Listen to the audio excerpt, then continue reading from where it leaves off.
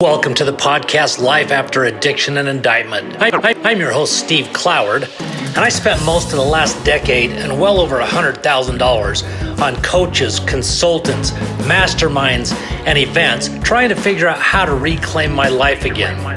On this podcast, I'm going to share the tools, the tips, the tricks, and the hacks that allowed me to forgive myself so that I could reclaim my life again. I'll be interviewing experts in mindset, leadership, entrepreneurship, sales, marketing, branding, and so much more. I'm glad you're here. Sit back and relax and enjoy the show. Let's go! This is Life After Addiction and Indictment. Welcome back to Life After Addiction and Indictment. Appreciate taking time out of your day to check in and listen. Today we've got a special guest, a beautiful lady out of Vancouver, British Columbia, Melane Mullings. I'm so grateful that you have the time and that you take time out of your day. I know you're very busy with your business and life, so thanks for being here, Melane. It's great to be here, Steve. Thank you for having me. Oh, it's my pleasure. After we connected and scheduled this, as I read a little bit about your background, and I just felt like this was, a perfect fit because you've got a very successful business, but you've also been through an awful lot. You've had some challenges, particularly cancer. That had to be a difficult situation that I can't even imagine. How old were you when you were diagnosed with cancer, if you don't mind? I was 17. Oh, wow. Graduated from high school, getting ready to go off into the world, to university, and all of that changed with a conversation with oncologist. Wow. And how long did that go? I mean, obviously that disrupted your plans and put things on hold. It did. As a result of my diagnosis, I was hospitalized for several months, and then I missed that following year of school, and then moved forward thereafter. So it was a transition of a year, really, from hospitalization and recovery and everything else to getting back on my feet, physically back on my feet. But the emotional trauma of it all was, residual for many years. Oh, I can't imagine. Have you been in remission since? I mean, you've been fine since? I have. After you have gone through treatments and you're basically cancer-free for 10 years, you're essentially called clinically cured. Oh, fantastic. You're in remission for that period of time. And so I am blessed to have navigated that cancer journey, and it's behind me now by the grace of God. Wow. Well, before I go into, like the trauma stuff, because that's important, because I had similar trauma that really held me back for a long time. Like that had to have been very difficult, not only because you're still very young, but then, yes, it interrupts, your life and the plans you had to move forward. But looking back on it, what were some things that you feel? Because I believe that every trial, no matter how difficult, if we choose to look at it, there's always positives we can pull from it. Absolutely. What were some of the things that maybe that you pulled from it that helped you, move forward in your life that have really been a benefit, even though it was very, traumatic and I imagine scary as hell, frankly. Absolutely. And great question, Steve. I learned strategies through that time in hospitalized with leukemia and fighting for my life that actually helped me decades later build a sustainably successful business and become a #1 bestselling author. So you are absolutely right that those challenging life experiences that we go through, no matter what it is, incarceration and, traumas with maybe bankruptcy or my case, leukemia, and all these different things, and a debilitating car accident many years later as well. I suffered. I learned key strategies, survival strategies, and strategies that helped me thrive years later. So you ask, what did I learn? Number one, I like to use an acronym FPFP to describe I love acronyms. So the first F is faith. And I learned the power of hope and belief. At the end of the day, I firmly believe that hope is the greatest motivator. if we can just hope for a better tomorrow, or just hope that things can get better, that will push us to think on a different level and strive beyond our current circumstances. So really coming to a place of faith and belief that things can actually improve. And I'm a passionate Christian, so I really leaned on my Christian faith, even at 17, what I understood of it, and just believed that God would be able to, or would see me through the experience. The first P is praise. And I learned the value of just giving thanks for what you do have that's going well right now, right?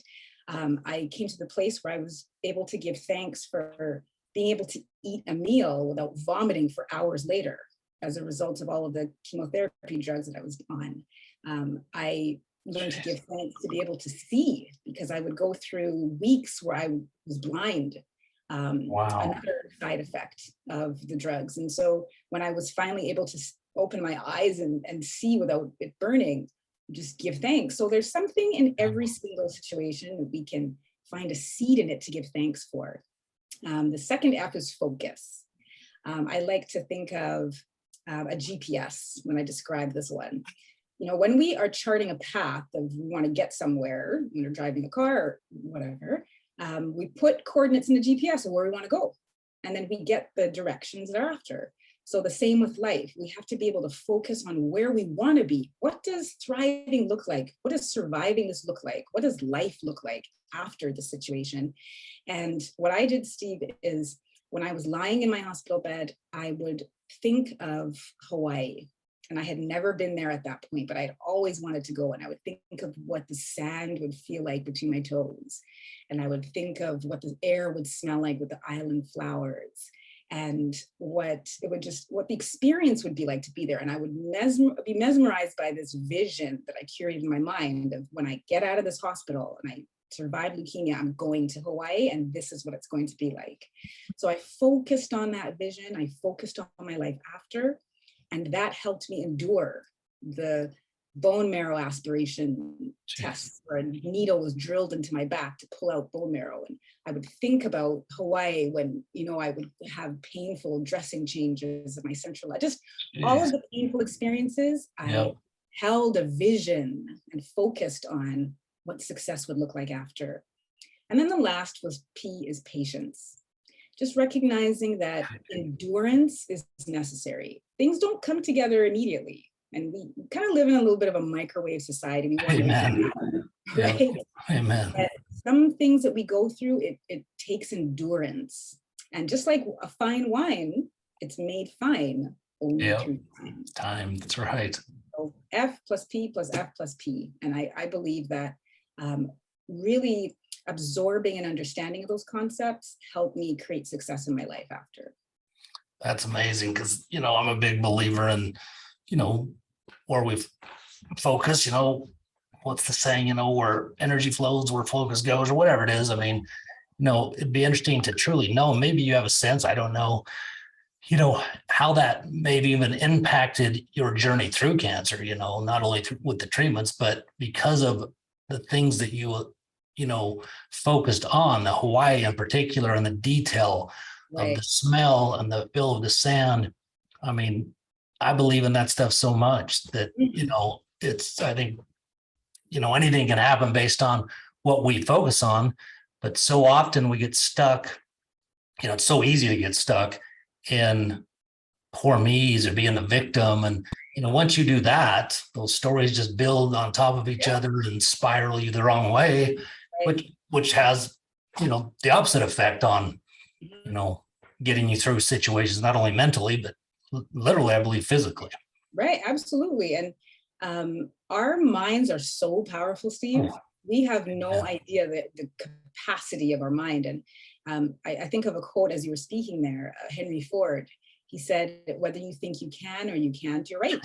That's right. So because our beliefs shape our actions, manifest in our results. So if I believe, well, I can't do that, well, then I'm going to act in a way that demonstrates I can't do that. And then the energy of I can't do that just gravitates toward me. And so it's becomes a self-fulfilling prophecy. But if we get to the point where we change how we perceive our circumstances. If we can look at it, just make that choice to look at it differently.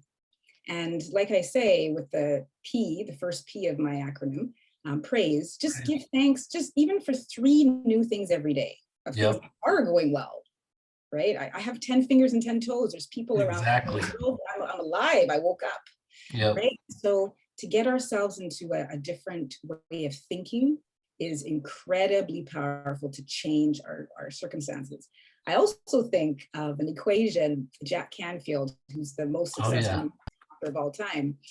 He wrote about this equation, E plus R equals O. Event plus response equals outcome. So there's all sorts of events that happen to us, but it's our response to them that will determine the outcome. So true. And so that is, once I was introduced to that many years ago, it was transformational for me, right? Events happen to all of us. Positive, negative, fair, unfair, hurtful, hard, etc. It's just, what are we now going to do about that? My book is actually called Lemonade, Squeeze Your Challenging Life Experiences into a Successful Business. And it's about how I changed what I call life lemons, our challenging, life experiences, and how I squeeze them into the lemonade of my success.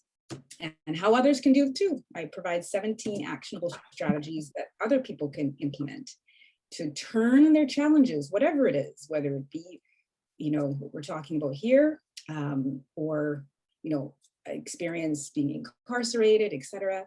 What can we learn from that? What can we take from that to turn around and create a fulfilling life thereafter? So true. I've said it a few times on this podcast, but you hit on it. When I was incarcerated, first for about 3 months, I was very depressed, frankly. And it's the first time in my life I couldn't control anything. And, you got a wife and 5 kids at home that are struggling and in a worse prison in many ways, and I got a letter from a friend of my mom's that I'd never met. And she just told me, I have no idea what it's like in there, and I'm not going to pretend, but she said, and she didn't know how I was doing or anything, she just said, I just felt she was inspired. I did meet her about 7 years after I came home. So about 5 years ago is all.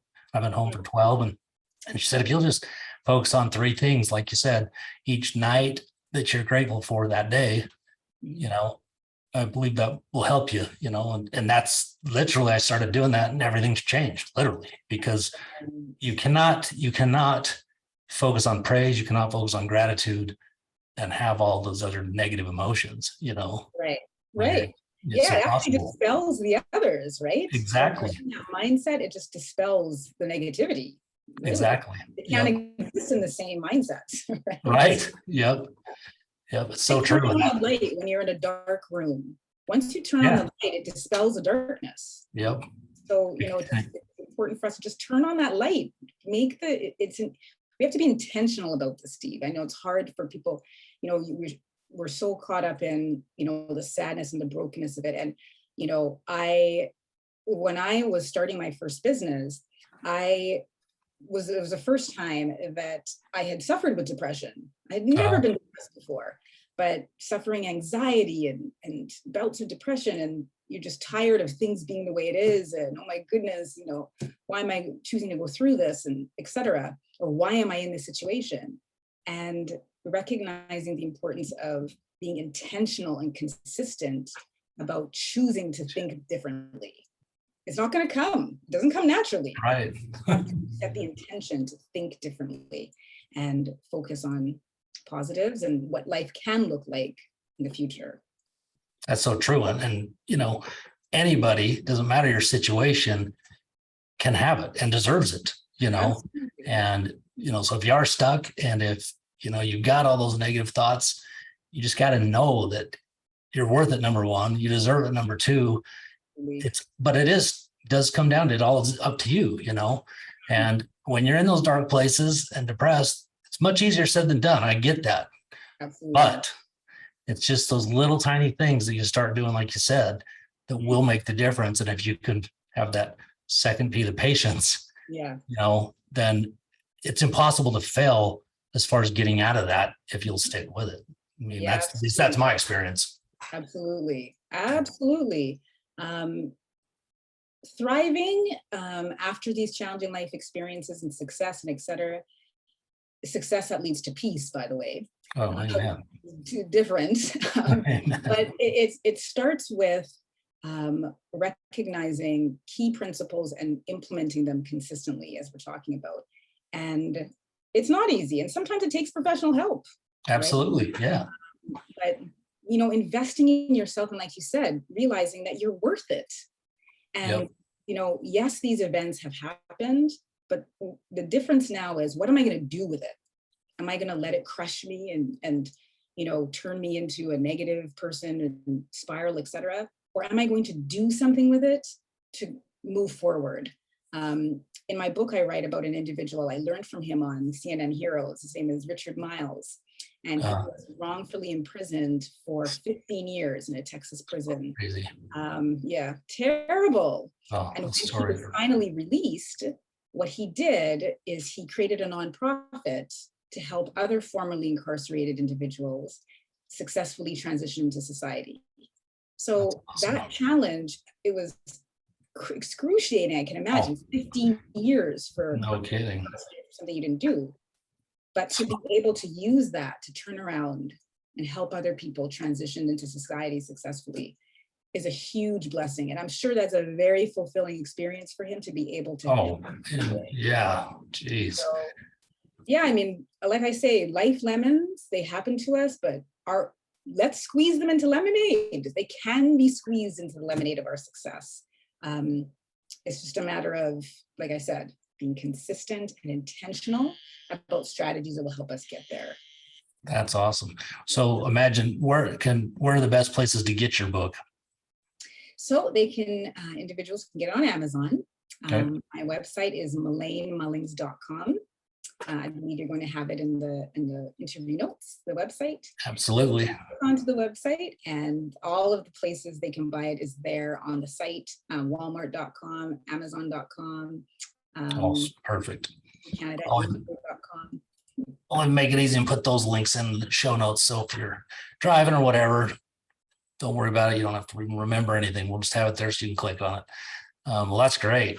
So as you got through that, obviously you learned a lot of things. Obviously you put a lot of work in as well to be to the point in life that you are, where you're really able to have an impact on other people. The gentleman, Miles, what was his first name? Richard Miles. Richard, he obviously found a purpose, which I think is important. I think, you've talked about, or I've read about that a little bit. So how did you find your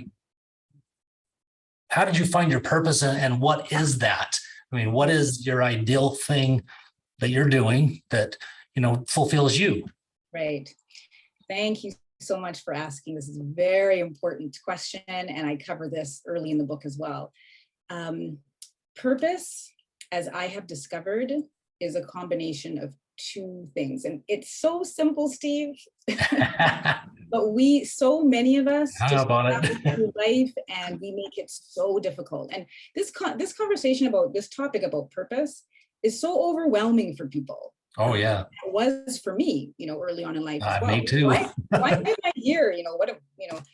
And so, as a Christian, I came to a deeper understanding of this principle by looking at a principle in Scripture, Ephesians 2:10, and it says that we were created for good works that God prepared beforehand that we would walk in them.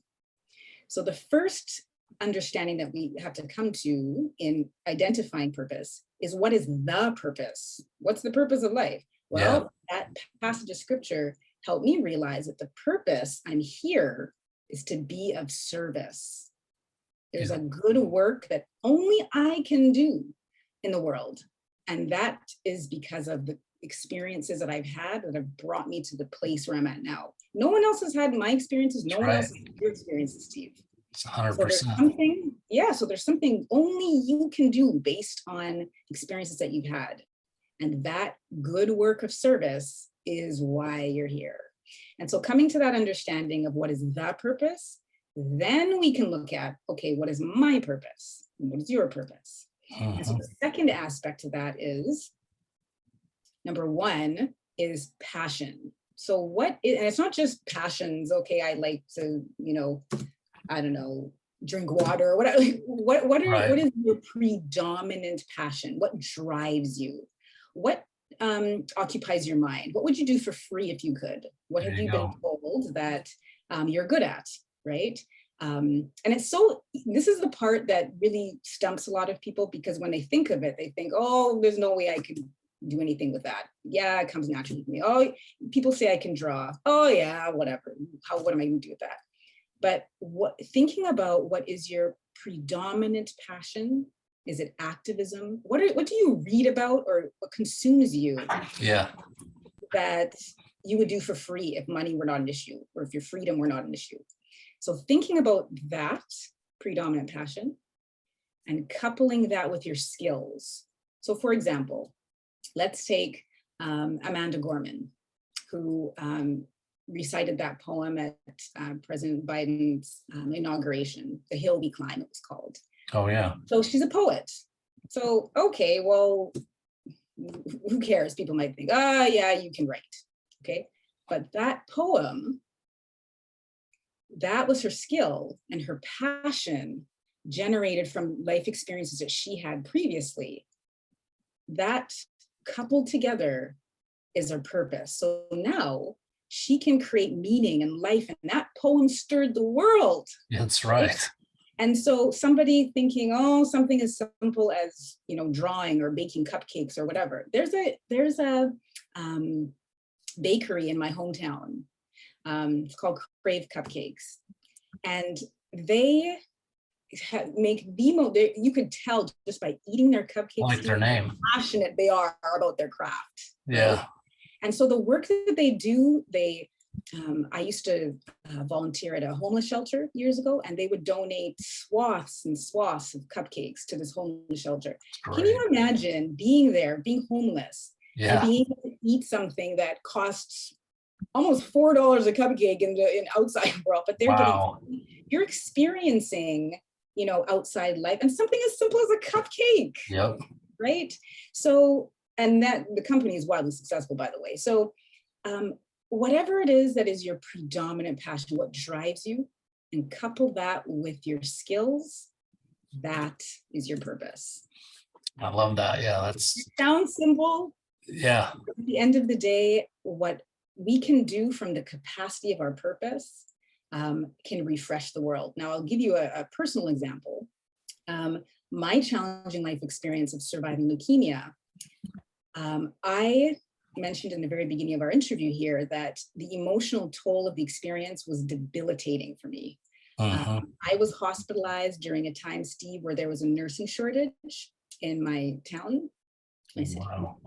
And so there were hundreds of nurses laid off at the time that I was a patient. So the emotional care that I received was incredibly substandard. My nurses wouldn't even look at me. They'd just come in that room, hang the chemo, leave. I just felt, wow, am I not even worthy enough that they'll spend time with me and talk to me? I was 88 pounds, 5'3", 17, bald, and thinking, wow, like not even my nurses care. I just felt so broken. Oh, bad. And even after I left the hospital, that brokenness lasted for years. I would look at myself in the mirror and people, oh, Melane, you're this and you're that. I would see myself as that person. Wow. And so I took that experience and I said, you know what? I don't want anyone else to go through what I went through. So I became a nurse. Well, I realized, Steve, when I became a nurse, that the care that you can provide a patient when you have 4 is very different than the care you can provide when you have 11, right? Yeah. So it wasn't that I had terrible nurses. It was the system that created that compromised care. So I started a nursing recruitment firm and I built it into low experience, minimal capital. And because of my challenging life experience and my skill at the time of learning and understanding biological concepts in school better than others, that helped me and my compassion and my level of connectedness with people and my willingness and desire to encourage others, those skills coupled with my predominant passion helped me grow a sustainably successful business. So if I can do it, anyone can do it. I have no special intelligence, Steve. Okay. I just started with a passion and a drive and an understanding of why I'm here, to be of service. Yeah. Well, that's great. I mean, because obviously you went into that because you had a passion to fix something that, would have made a big difference on you. And obviously, I'm guessing, but there's no doubt, I know that obviously that had a big impact, because you definitely were not going to allow people to, work with you, that you got involved through your company, if they were not going to be up to the standard that you expected and wanted, that the patient would expect and hope for, that would really make a difference to them. Yes. Yeah. And to be able to impact the system. Yeah. The healthcare system based on my challenging life experience with leukemia. So I've come to realize that there are seeds inherent, Steve, in our challenges that will help us serve the world in a capacity that can refresh others. If we're willing, in my book, I like to say that there's purpose in our pain if we have the courage to unearth it. That's good. That's the key. That's it. Yep. And that's, I think, a big thing that, holds a lot of people back is, that unwillingness to unearth the pain, and then even that unwillingness to believe in themselves, to take the risk, to go after what they deserve, to go chase that dream. Right. Because everybody can do it, and I think you said it earlier, ask questions like, if you're afraid to take that action or go after that, entrepreneurial dream, find somebody that's got what you're looking for and ask for help. People are willing to help. I mean, I think most human beings, that's built in us. That's when I feel fulfilled the most, is when I'm doing something for someone else, whether it's free or not, free, usually you feel better. Yeah. So to your point, when I started, I left a career in nursing to start this nursing recruitment firm. I had never taken one business class in my life, Steve.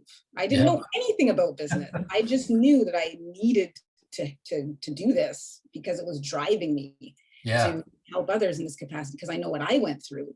And so I reached out for help. I read over 75 personal development business books.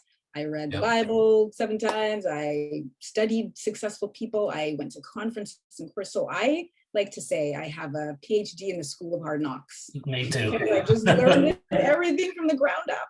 Yeah, I think sometimes that's the best degree. I mean, life experience and that drive and tenacity to want better for yourself and want better for others. Yes. And a fulfilling life, because, back to that equation, events happen to us. Yep. But I want a different outcome. So I need to, move forward and respond, giving my best and being intentional. It's not easy. I'm not here to say that that's right. is easy, but there is help out there, as you mentioned.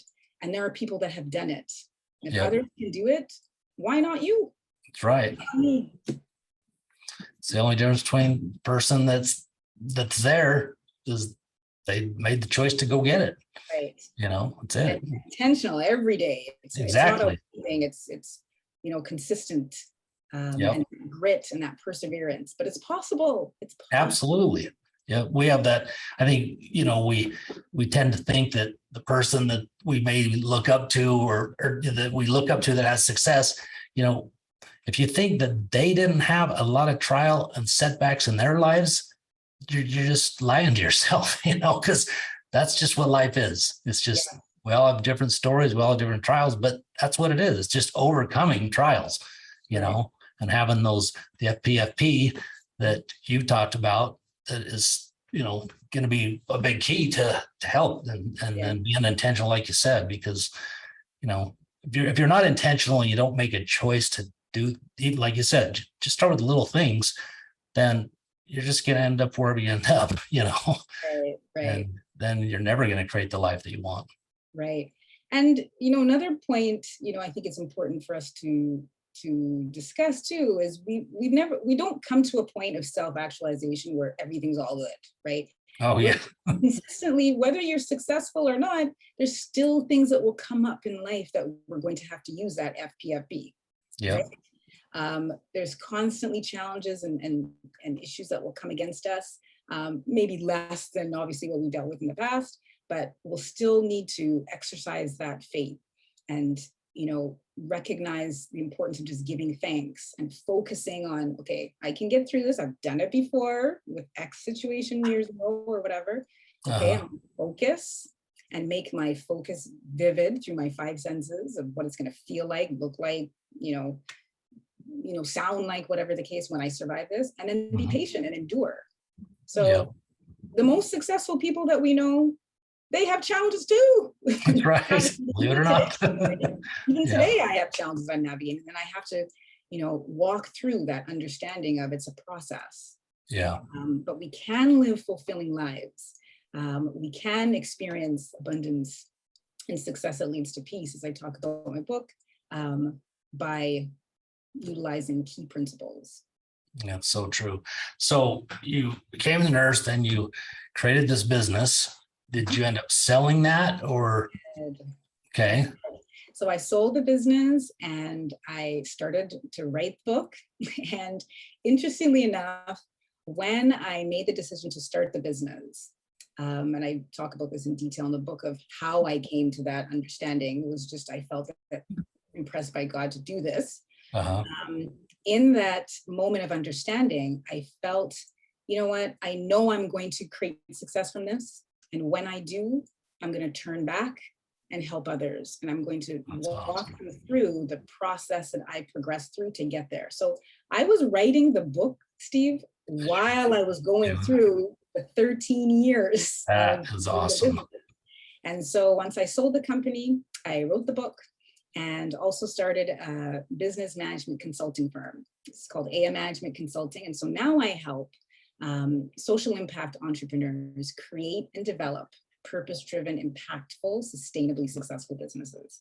And so through the success of the book, I have the opportunity to speak to, podcasters like you and have different events to really encourage and inspire others that if I can do it, you can do it. As I said, there's nothing special about me. So I just took my experience, created a successful business, sold that business, and I'm now helping others move forward and believe that they can achieve big things too.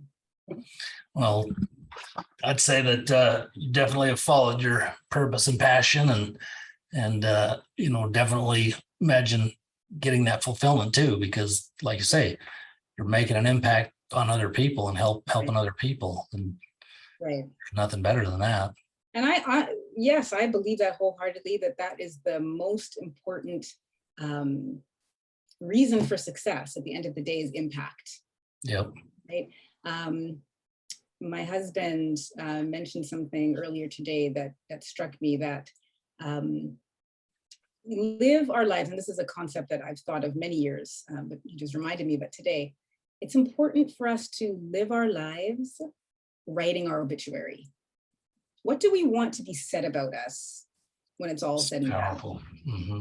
Right? So I want it to be said that I lived a life of impact. I made change in the world, et cetera. And so if these are the things that I want to be said about me when I'm gone, it's important for me to live that now.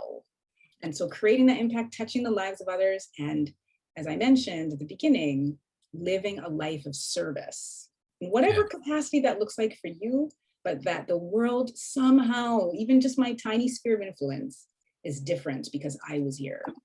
It was a better place for even just a few people because I was here. Yeah, that's such a great way to look at it. I went to a lot of masterminds, but I went to one a couple of years ago, and that was one of the things going into it. We submitted literally like what our obituary would read, right? And then as we're going through the process, in this situation, we actually did like a field trip and went and literally sat in a cemetery and then rewrote it. Oh, wow. And, it became very real.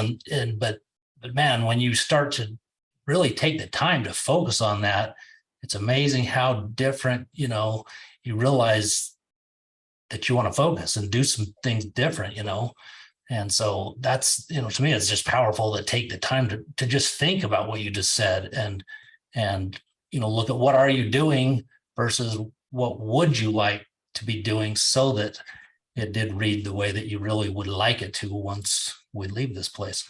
Right, right. Absolutely. And it's a humbling thought, right? Oh boy, it is. Really sobering, especially Yeah. if we've lived our lives and, just haven't really thought about these things. But the point is, when we do, we can make that change. Say, okay, That's from right. here forward, Yeah. I want to live a life of impact. I want, whoever in my life to look at me and be proud. And another thought that really impacts me along that same line is thinking about myself as a child and say, would Melane at 5 be proud of me today? Right? Wow, What yeah. would she say about me? And whatever stage of life that I've had that thought, I say, okay, what could I do now? Whatever happened in the past is the past, but what can I do now that would make her proud? To say, That's yes, cool. Melane, I look at Oh, you and yeah. yeah, you did it. So each, several stages of my life, I've thought about it, and I thought about that concept just yesterday, that would Melane at 5 years old say, yep, you did it, right? Or I'm proud of you. And so Yep. in the times of my life where I haven't thought that makes me stand up. Okay, now what? Yeah. Turn back and make that younger me look at me and say yes. And so again, it comes back to intentionality. That's and it. all of that. Yeah. What are we going to do now? I can't change the past, but I have a future by the grace of God. And so how can I create impact and be a blessing to those around me? Yeah. So last question. So when, as you got through the cancer and, you had those, the traumas and things that were holding you back, obviously there's things you have talked about.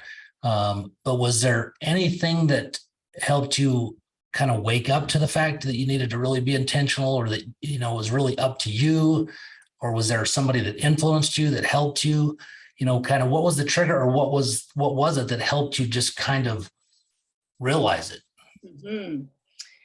Great question. A little bit loaded, but I'll try and answer it as fast Just as a I little. can here.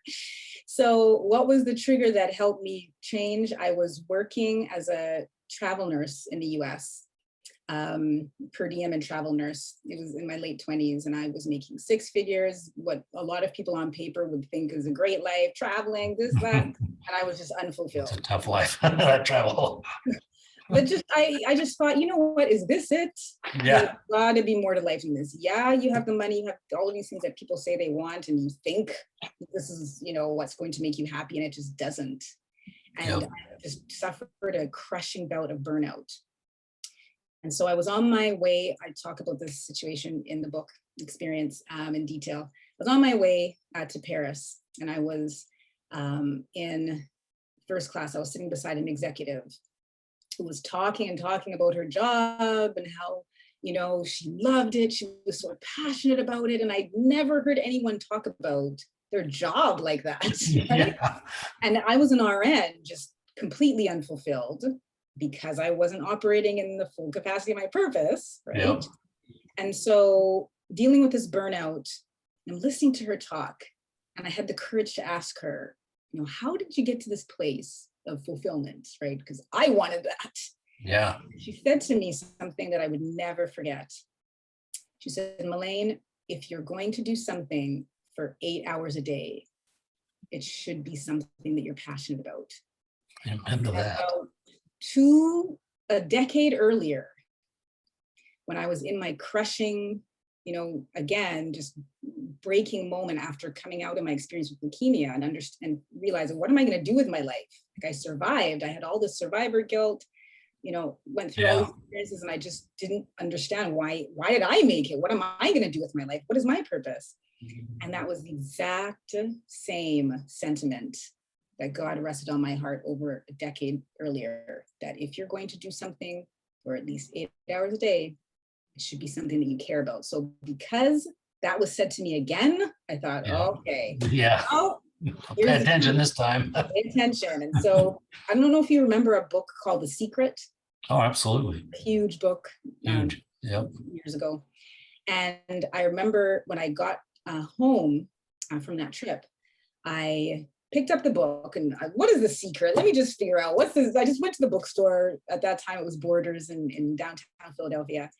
Got the book, went through the stacks, read, got to the place of The Secret.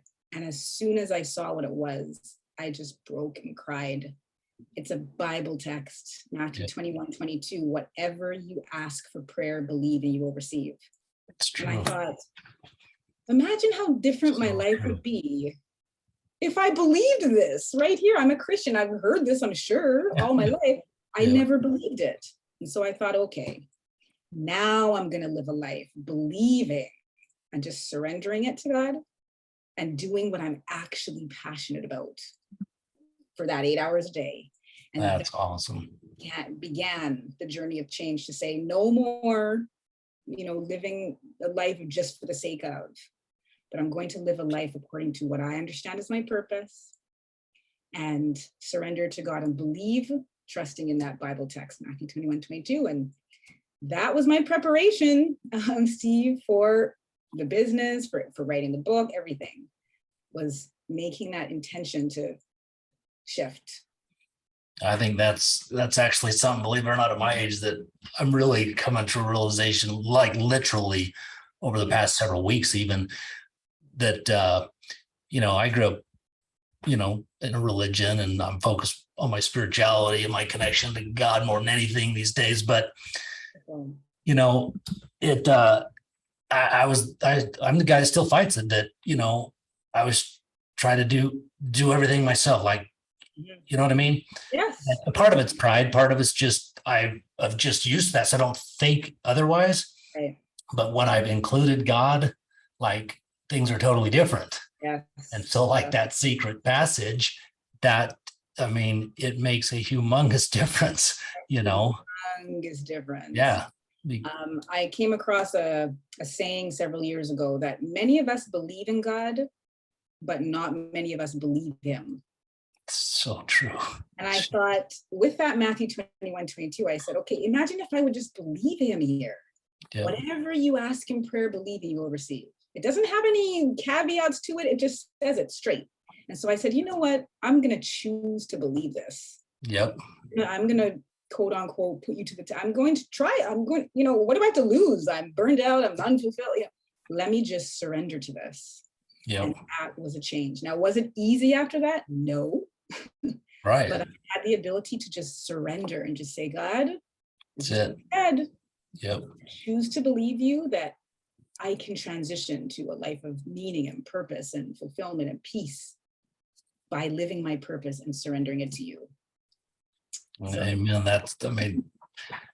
I've lived that too many times to deny that, if we do, he'll do his part, period. It's just up to us doing our part, That's it. And that believing, and asking for that guidance and help. And that's a powerful formula. Mm-hmm. So, and get out of his way, right? He can do it. So true. Sometimes we get anxious and we want to hurry up and want to do it. Just F plus P plus F plus, the last P is patience. Yeah. That's really hard, right? Oh, that's one of my toughest things, period. Big time. Yeah. That was really the hardest thing I dealt with, because after, I was very successful, and then what I went through, and then for years after, that was literally the thing that kept me getting in my own way, was forgetting that I didn't get there the first time overnight, right. But I would forget that. I would think because I achieved that, then I should just be able to achieve it, and that's not the way it works. And I had to get out of my own way, quit self-sabotaging, and implementing that patience by doing things every single day intentionally, and letting the patience and things compound to get me to where I was trying to get. Right. So, absolutely. Well, this has been great. Is there any last words of wisdom you'd like to leave? Oh, wow. Last words of wisdom. I just encourage your audience to just have the courage to take that first step and just surrender and say, yes, I'm going to give this a try. Right. F plus P, F plus P. And Matthew 21:22. I mean, those concepts changed my life when I made the decision to just surrender to the understanding of them. No matter what you've been through in the past, that's gone. It's yesterday, it's done. Yeah. What are you going to do now to transform those life lemons into the lemonade of your success that can have impact on the world? And as I mentioned in the beginning, the experiences of our lives, they're purposeful if we have the courage to unearth that purpose that is inherent in them. And at the end of the day, they can really bless us and those around us beyond our wildest imagination. Even the pain of it all, the anger, the bitterness, if we have the courage to just let it go and choose a new day and make that choice every day and be patient in the eventual lemonade of our success. That's awesome. Well, thanks again for your time. I appreciate it. And folks, you can get her book, at online, Amazon, Walmart, her website. And once again, all this will be in the show notes. And if you, would like to reach out, where could people reach out to you, Melane, if they wanted to? I'll give that also to you. You can also put that actually in the show notes too. My Instagram is iam.Melane Mullings, my handle on also Facebook and on LinkedIn. They can reach out. Perfect. Okay. Well, that's fantastic. Well, thanks so much. I hope you have a great weekend, and I'll keep in touch with you. I'm gonna go grab the book myself and give it a read. So I'll let you know. It sounds like it's fantastic. Look forward to your feedback, and thank you so much for having me. You got it. Take care. All right. Bye-bye.